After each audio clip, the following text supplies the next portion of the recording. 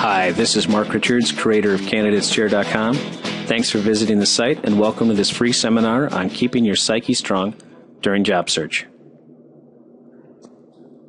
I know this topic very well, as I let my own psyche drop pretty low during my search, and it's simply not a spot that you want to be, because you cannot present yourself in the best light, whether it's a networking meeting or an interview.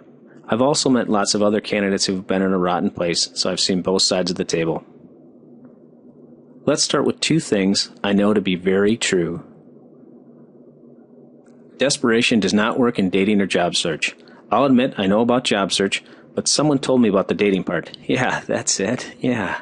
Actually, a friend of mine, Judy Zimmer, who's a career coach, shared this line with me, and I wish I had heard it early in my search because it's simply great advice. No matter how hard you try to keep things in check, the desperation shows through and impacts your ability to present yourself in the best light. Buying a product that you don't know much about is difficult, and it's even worse when the salesperson lacks the confidence in the product. Would you buy the product? The answer is no. You'd move on. Now put yourself in the position of your networking contact. They don't know much about you and perhaps not much about your role or the industry, but yet you're effectively asking them to buy you by providing contacts or information. If you come into that meeting with a low confidence, it simply puts up a wall in front of you and prevents them from doing so. A job search is like a sale, so your psyche has to match your strong resume.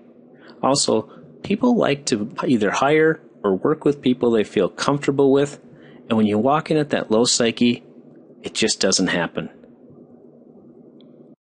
The first rule, sooner or later you're going to hit the wall, and your self-esteem is going to take a holiday, because it's hard to separate the personal from the professional when you don't get selected for a job, offered good referrals, or someone won't even take a meeting, so you start to wonder whether you did something wrong.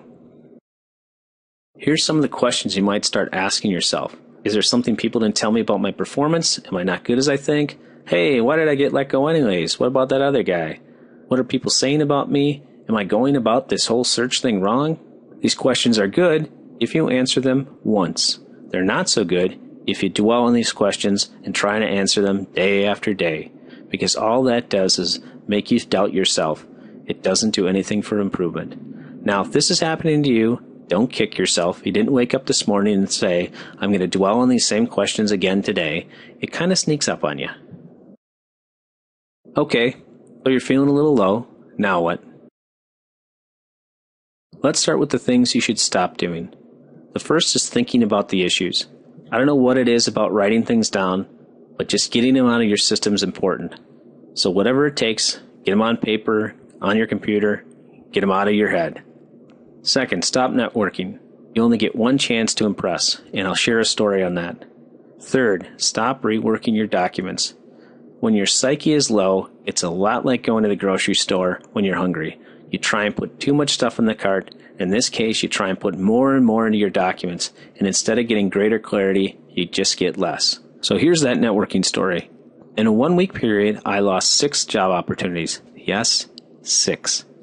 In fact, on one of them, the president had called me on Monday morning to say I was the #1 candidate for the job. Well, I found out about the 6th opportunity late Friday afternoon, but the following Monday morning, I got up and I went to my first networking meeting, and it was simply a huge mistake. I was like a dead fish. No emotion, no excitement. I did my pitch from rote memory, and I wasted my time and the time of the person I was meeting. Now, at least I did something smart. I went home and I canceled all of my networking meetings for the rest of the week. So what did I do with my week off? Well, I practiced the second rule.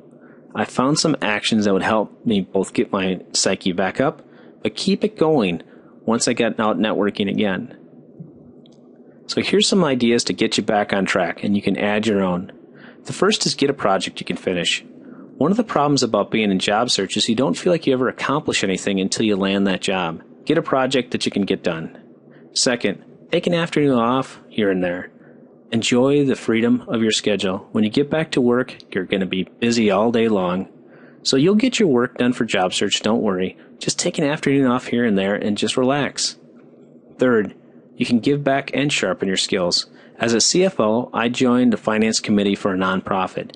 Not only did I get to sharpen my skills and work on things that were related to finance, everybody really appreciated the work, and it was great for me. Nonprofits face many of the same issues that for-profit businesses do, so it's a great place to sharpen your skills and help a cause that you care about.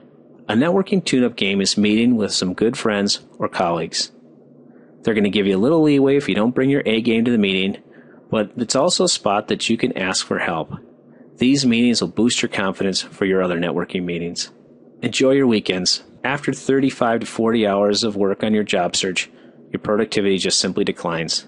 So take the weekend off, don't think about it, recharge your batteries for the coming week. Last, either find or become a job angel. Job angels are an amazing group where someone who is looking for work will reach out and hopefully an angel come back to help them. Go ahead and try it yourself, either to help someone or to seek some help. Remember, just because you're in search doesn't mean you can't help another candidate. In fact, that may just be the ticket you need. Here's another great practice to try. Every Friday, write down 3 or 4 reasons you should feel proud of what you accomplished that week. We would love to have job search happen in big leaps, but the reality is it happens in inches. And those inches will add up over time. Go ahead, celebrate the inches for this week, because those inches will come together, not just to get you a job, but it will also get you a rockin' network. Once again, this is Mark Richards for the Candidates Chair. Good luck this week and stay strong.